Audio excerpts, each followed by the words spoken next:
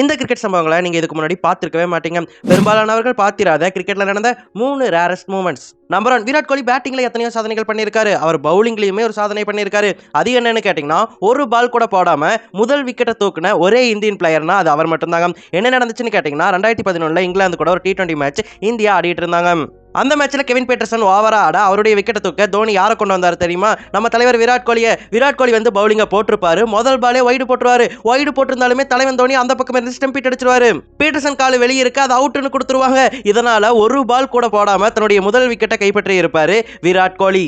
அந்த மேட்ச்ல மட்டும் இல்லங்க, ஒட்டுமொத்த இன்டர்நேஷனல் கிரிக்கெட்லயே விராட் கோலியுடைய முதல் விக்கெட்னா அது கெவின் பீட்டர்சனுடைய இந்த விக்கெட் தான். எவ்வளவு பெரிய விஷயம். நம்பர் 2, 2023 BBL பெர்த்தும் மெல்பர்னும் ஆடிட்டு இருப்பாங்க. ஆடிட்டு இருக்கும்போது ரொம்பவே அன்ஈவன் பவுன்ஸ் ஆகிட்டே இருக்கும் அந்த ஒரு பிச்சில். ஏன்னா அந்த பிச்சில் முந்தின நாள் மழை பெஞ்சிருக்கும். மழை பெஞ்சதால பிச்சில் தண்ணி ஒட்டிட்டு இருந்திருக்கும். அப்படி இருந்ததால பிச்சில் பால் பட்டு அன்ஈவனா பவுன்ஸ் ஆகியிருக்கு. சம்பந்தமே இல்லாம பேட்ல பட்டு எட்ஜும் புடுங்கி இருக்கு. 7th ஓவர் ஸ்டார்ட் பண்ணிட்டாங்க. குறிப்பா 7வது ஓவர்ல இங்கிலீஷ் பேட்டிங் பண்ணும்போது எந்த பாலையுமே அவரால் டச் பண்ண முடியல.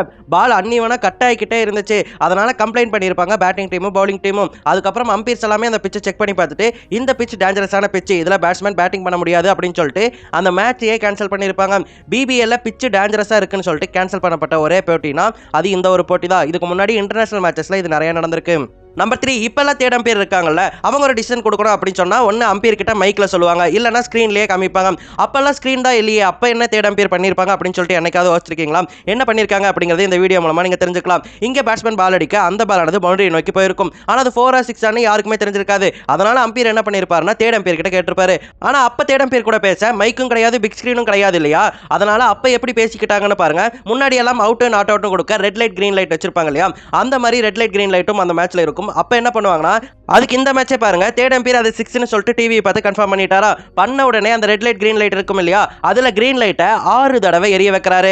எரிய வைக்கிறத பார்த்த உடனே அது 6 தான் அப்படின்னு சொல்லிட்டு கன்ஃபார்ம் பண்ணி அம்பையர் 6 கொடுக்குறாரு.